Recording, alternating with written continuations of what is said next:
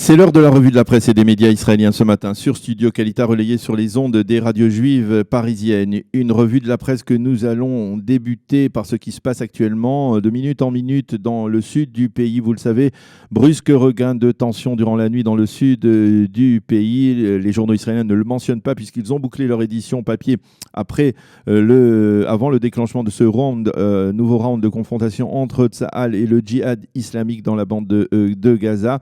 Mais si l'on suit les sites d'information, eh bien, ils suivent de près les développements sur le terrain.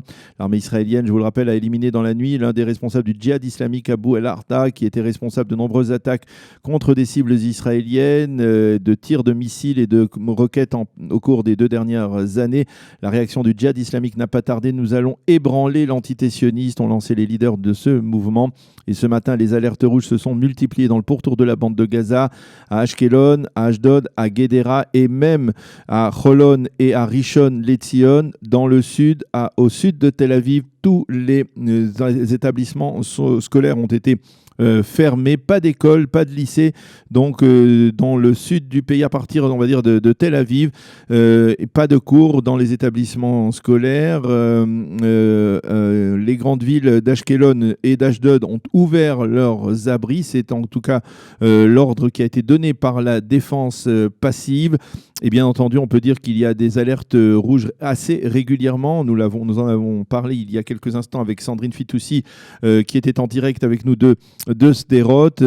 Et donc, l'armée israélienne estime que les 2 prochains jours risquent d'être extrêmement tendus. Elle a pris des dispositions, l'armée israélienne, selon le porte-parole de Tsahal, Itai Zilberman. Des dispositions ont été prises pour permettre de contrer les attaques des mouvements terroristes palestiniens, le djihad islamique, le Hamas, les factions diverses palestiniennes dans la bande de Gaza se sont toutes solidarisées avec donc le djihad islamique et menacent très fermement l'État d'Israël de riposte. Et l'on estime, selon certains experts, comme notre ami Maxime Pérez que nous avons il y a quelques instants, que l'on pourrait assister au cours des 2 prochains jours au moins à une vague de violence, en tout cas d'attaques contre le territoire israélien, presque sans précédent depuis l'opération Bordure Protectrice l'été 2014. Voilà donc ce que l'on peut dire ce matin, à l'heure où je vous parle, donc sur ce qui se passe dans le sud, on peut même dire dans le grand sud d'Israël, puisque donc des missiles, des roquettes ont été tirés en direction d'Ashkelon, d'Ashdod, de Holon et de Rishon LeZion. 5 missiles ont été tirés en direction de Rishon et de Holon. 3 d'entre eux ont été interceptés par les batteries de missiles d'hommes de fer qui ont été déployées tôt ce matin. Il semble que l'armée israélienne donc se préparait, quoi qu'il advienne, qu'elle se préparait donc à des opérations, de riposte de la part des organisations terroristes dans la bande de Gaza. Voilà donc pour ce que l'on peut dire ce matin de manière très succincte et ce que l'on peut suivre actuellement donc sur les sites d'information israéliens. Ceux qui comprennent l'ivrite, l'hébreu, peuvent consulter donc ces sites pour se tenir au courant des développements sécuritaires dans le courant de cette journée. Les journées décisives, c'est le terme qui revient ce matin à la une de l'ensemble des quotidiens israéliens et des sites d'information israéliens. Journée décisive pour la classe politique et pour l'État d'Israël, alors qu'il ne reste à Benny Gantz plus que 8 jours.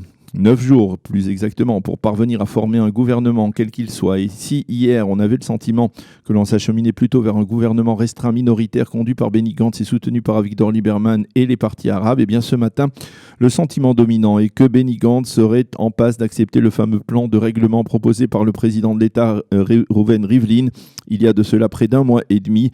C'est le Yediot Aharonot qui l'annonce ce matin. Ce plan, rappelons-le, permettrait la formation d'un gouvernement d'union nationale large avec comme Premier ministre Binyamin Netanyahou et comme suppléant Benny Gantz. Toujours selon ce plan, si M. Netanyahou était inculpé par le conseiller juridique du gouvernement dans les affaires judiciaires le concernant, il se mettrait en vacances du pouvoir et c'est Benny Gantz qui deviendrait alors Premier ministre effectif sans que Binyamin Netanyahou ne soit privé de son titre.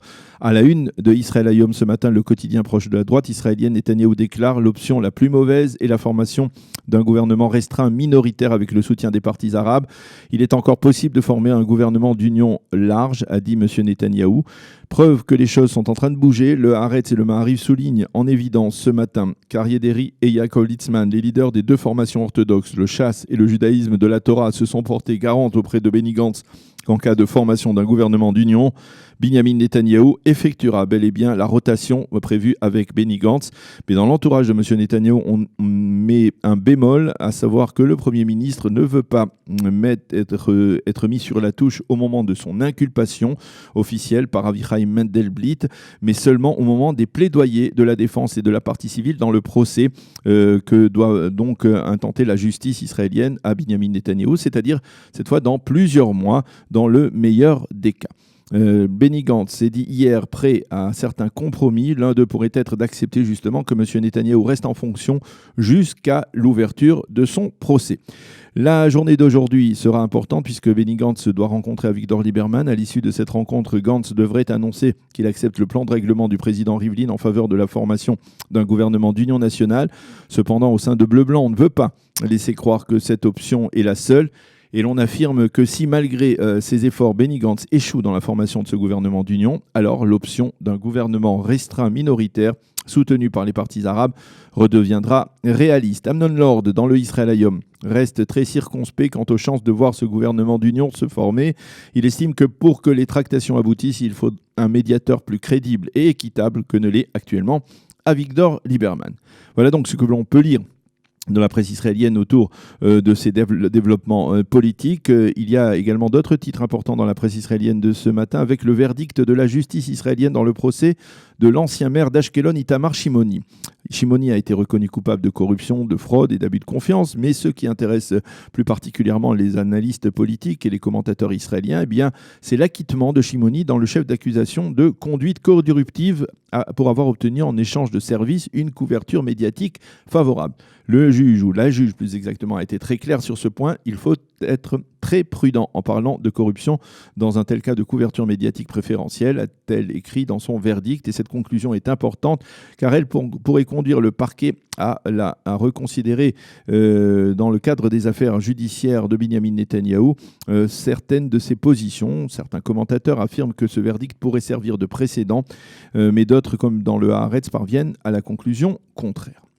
Le Yediot Aharonot et les chaînes de télévision hier soir ont mentionné cette étonnante présence dans les eaux territoriales israéliennes d'un sous-marin russe. Il avait été repéré à 15 km à peine des côtes israéliennes. Les journaux précisent que l'affaire remonte à il y a 3 mois. C'est le site Ynet qui avait obtenu le premier ce scoop et qui explique que le sous-marin a été repéré par une vedette de la marine israélienne. Après un échange radio entre les officiers de la marine israélienne et le commandement du sous-marin, celui-ci a très sagement quitté la région.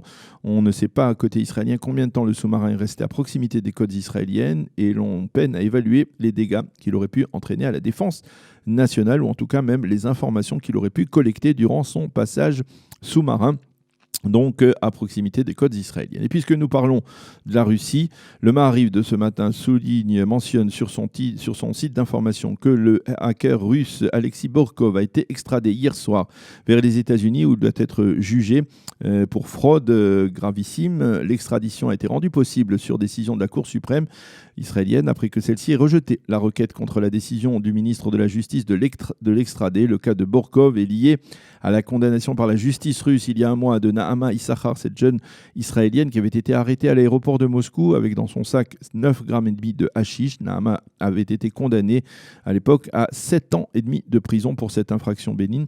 Et l'on estime, et l'on avait affirmé que cette condamnation était destinée justement à faire pression sur les autorités israéliennes afin qu'elles n'extradent pas Borkov vers les États-Unis, ce qui ne s'est donc pas produit. Il faudra voir comment cette affaire Nahama Issachar se développe au cours des prochains jours et des prochaines semaines. C'est la fin de cette revue de la presse et des médias israéliens de ce matin.